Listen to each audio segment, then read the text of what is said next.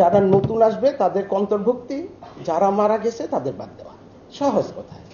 কিন্তু আমি এখানে আমার পূর্ববর্তী আমাদের জনাব ব্রিগেডিয়ার ফজল সাহেব উনি বলেছেন যে শুধুমাত্র আমরা এই দুইটা শব্দের মধ্যে সীমাবদ্ধ থাকতে রাজি না। আমরা চাচ্ছি ভুলও যদি হয়ে থাকে, ভুল বলতে ব্যাখ্যা উনি অনেক দিয়েছেন, রোহিঙ্গা ভোট কিনা বা কোনো ফিকটিসাস লুকিয়ে নাই তাকে ঢুকিয়ে দিল কিনা, সেটাও কিন্তু এর মধ্যে করার কথা উনি বলেছেন। এবং আমি সম্পূর্ণভাবে একমত যে আমাদের শব্দ হালনাগাদ যাই হোক, শব্দটা যেভাবে বললাম, এরপরও আমাদের দেখতে হবে যে এই ভোটার লিস্ট, এক্সিস্টিং ভোটার লিস্টের মধ্যে যদি কোনো ভুল থাকে, যদি কোনো ফিকটিসাস পার্সন এখানে এসে থাকে, আমার মনে হয় ভোটার লিস্ট থেকে তাদের নাম কর্তন করা সমীচীন। কারণ একটা নির্ভুল ভোটার তালিকায় একটা সুষ্ঠু নির্বাচনের জন্য অনেকটাই পূর্বশর্ত। ভোটার লিস্ট যত সুষ্ঠু হবে, নির্বাচনও ততটাই গ্রহণযোগ্য হবে। অনেক ফ্যাক্টর কাজ করে, কিন্তু এটা একটা ওয়ান অফ দ্য ফ্যাক্টরস। তা আমি সাপ্লিমেন্ট করবার, আমি বলেছি আগেই যে বেশি বাড়াবো না, সংক্ষেপে একটা কথা বলবো। আমি এখানে অনেক সাংবাদিক ভাইরা আছেন, আবার কথাটা বলাটা ঠিক হবে কিনা, আমি এখানে যোগদান করার পরেই সবচেয়ে যে জিনিসটা, তদবির যদি শব্দটা ব্যবহার করেন, বাংলাদেশে বহুল পরিচিত, যে নাম ভুল, আইডি কার্ডের ভুল কমন। আর একটা আমরা যারা বিচার কাজ করে এসছি তারা একটা শব্দের সাথে ব্যাকলগ, শত শত মামলা, হাজার হাজার মামলা আমাদের পড়ে আছে।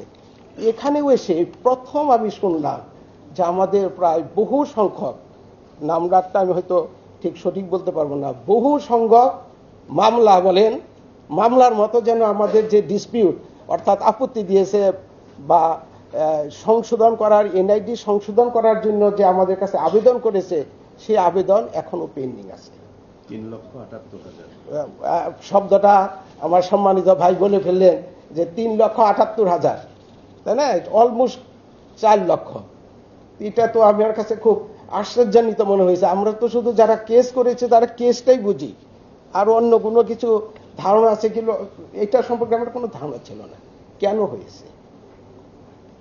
শুধুই কি ভুল হয়েছে?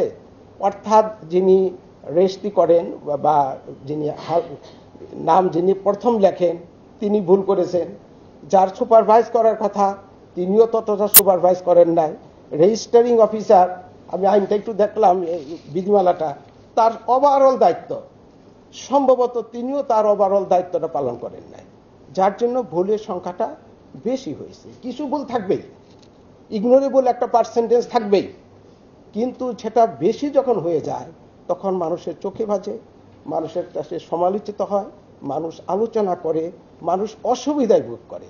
তো মানুষের জন্যই যদি আইন হয়ে থাকে, মানুষের জন্যই যদি সবকিছু হয়ে থাকে, তো মানুষের যেটা কষ্ট না হয় সে বিষয়ে আমাদের অবশ্যই যত্নবান হতে হবে। আমি এক নজর যা আইনটা বিধিমালাটা দেখেছি, অত্যন্ত চমৎকার বিধিমালা। একটু যদি খালি মনোযোগের সাথে আপনি আপনার দায়িত্ব পালন করবেন, এমন কিছু না, আমি আগেও বলেছি যে গ্যাটিস না, আপনার কাছে আমি কোনো গ্যাটিস চাচ্ছেন না, জনগণ আপনার কাছে গ্যাটিস চাচ্ছেন না, আপনার দায়িত্বটাকে আপনাকে পালন করতে হবে। তো ওখানে দায়িত্ব পালনের প্রেসক্রাইব করা আছে, রেজিস্টারিং অফিসার কি করবেন, সুপারভাইজার কি করবেন, যারা নাম প্রথম লিখবেন, ঠিক আমি শব্দ, তারা কি করবেন, প্রত্যেকের স্পেসিফিক কাজ করা হয়েছে। শুধুই মাত্র আমি যদি আমার কাছে কি চাই, জাতীয় কি চায়, সমাজ কি চায়, রাষ্ট্র কি চায়, মানুষ কি চায়, যে আমি আমার ওই কাজটুকে শুধু সঠিকভাবে করব। তা আপনাদেরকে আমি এতটুকুই অনুরোধ করব যে ভুল যাতে না হয় সে ব্যাপারে সর্বত্রভাবে সতর্কতা, ডিউ কেয়ার অ্যান্ড অ্যাটেনশন, আগেও বলেছি শব্দটা, যে ডিউ কেয়ার অ্যান্ড অ্যাটেনশন দিতে গেলে যে সময়ের দরকার, যে ধৈর্যের দরকার, যে ডেডিকেশনের দরকার, এতটুকু আপনাকে করতে হবে। এতটুকু আপনার দায়িত্বের মধ্যে পড়ে। এমন কিছু না যে আপনি মানুষকে অনেক কিছু দিচ্ছেন, তাহলে হবে এটা আমি যে দায়িত্ব পালন করছি, দায়িত্ব থেকে আমি যেন দায়িত্ব পালন করতে পারলাম না, এটাই হিসাবেই পরিগণিত হবে।